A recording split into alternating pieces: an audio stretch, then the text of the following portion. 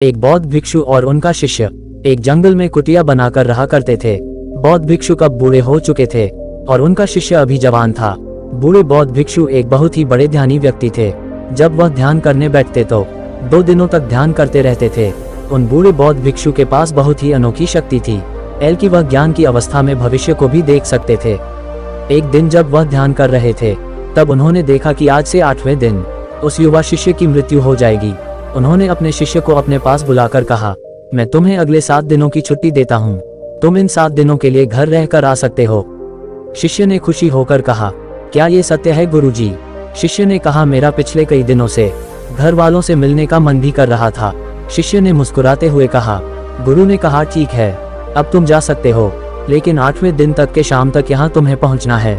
शिष्य ने हाँ में सर हिलाते हुए कहा, ठीक है गुरुजी, मैं पहुँच जाऊंगा, लेकिन आप अपना ख्याल रखिएगा। आप बूढ़े हो चुके हैं, आश्रम का कोई भी काम हो तो मेरे लिए छोड़ देना, मैं वापस आते ही उसे कर लूंगा। इसके बाद वह गुरु से आशीर्वाद लेकर अपने घर की तरफ चल दिया, बिना ये देखे कि गुरु के आंखों में अपने शिष्य को खोने का दर्द था। शिष्य के गांव के रास्ते पर एक नदी पड़ती थी।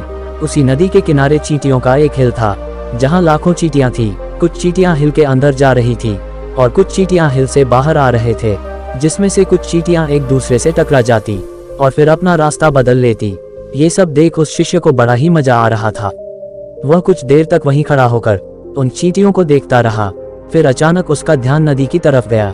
उसने देखा कि नदी का पानी धीरे धीरे बढ़ रहा है, जिससे उठने वाली लहरें चींटियों के हिल के पास तक पहुंचे सकती है, जिसके वजह से बेवजह लाखों चींटियां मारी जाएगी। ये सोच उसने तुरंत ही अपने कपड़े उतारे और उसमें मिट्टी भरकर चींटियों के हिल के चारों तरफ एक घेरा सा बना दिया। साथ ही उसने बड़े ही रचनात्मक तरीके से मिट्टी को काटकर एक छोटी सी नाली बना दी, ताकि लहरों से आने वाला पानी नाली के माध्यम से वापस नदी में चला जाए। इसके बाद वह नदी पार कर अपने घर चला गया। घर पहुंचने के बाद उसके 8 दिन कब बीत गए उसे पता ही नहीं चला। 8वें दिन उसे याद आया, आज शाम तक गुरु ने आश्रम लौटने का आदेश दिया था। वह उसी दिन आश्रम के लिए प्रस्थान कर दिया। उसे विश्वास था कि वह शाम तक आश्रम पहुंच जाएगा, लेकिन वह अगली सुबह आश्रम पहुंचा।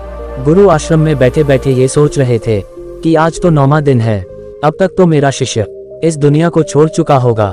वह इस बात से काफी दुखी थे कि वह मरने से पहले आखिरी बार अपने शिष्य को देख ना सके। गुरु बैठे हुए ये सब सोच ही रहे थे कि उन्हें दूर से एक इंसान आता हुआ दिखाई दिया। उन्होंने ध्यान से देखा तो चौंक गए, अरे ये तो मेरा शिष्य है। गुरु ने दौड़कर अपने शिष्य को गले लगा लिया, लेकिन वह इस बात से अचंभित थे कि 8 दिन बीत जाने के बाद भी मेरा शिष्य जिंदा कैसे हैं। गुरु ने शिष्य से कहा, यहाँ से जाने के बाद जो कुछ भी हुआ है मुझे बताओ। तब शिष्य ने चींटियां वाली कहानी बताई। कहानी सुनते ही गुरु को यह समझते देर ना लगी कि शिष्य ने लाखों चींटियों की जान बचाई है और उसे इसी कर्म का परिणाम है कि शिष्य को लंबा और खुशहाली भरा जीवन प्राप्त हुआ है।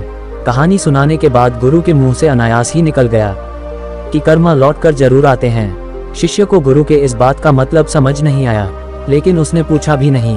वह चुपचाप अपने आश्रम के कामों में लग गया। तो अगर हम अपनी जिंदगी में देखें तो खुशी खुशी जीने का आसान तरीका है कि हम अच्छे कर्म करते रहे। इस कहानी की तरह ये जरूरी नहीं कि अच्छे कर्म हमारे उम्र को लंबा ही करेगी, लेकिन इस बात की गारंटी है कि अच्छे कर्म हमारे जिंदगी में आने वाली दुख और परेशानी को कम जरूर कर देती है। कर्मों का एक साधारण सिद्धांत है, हम जो भी करते हैं उसका कई गुना लौटकर हमारे पास ही आता है। फिर चाहे वह अच्छे कर्म हो या बुरे कर्म, दोनों ही कई गुना होकर हमारे पास आते हैं। अच्छे कर्म करने के लिए यह जरूरी नहीं कि हमारे पास पैसा ही होना चाहिए और ना ही किसी को जान बचाना ही अच्छा काम कहलाता है। किसी असहाय को छोटी सी मदद करना ही अच्छा कर्म है। कुल मिलाकर किसी की भी छोटी सी सहायता कर पाए तो वह एक अच्छा कर्म है।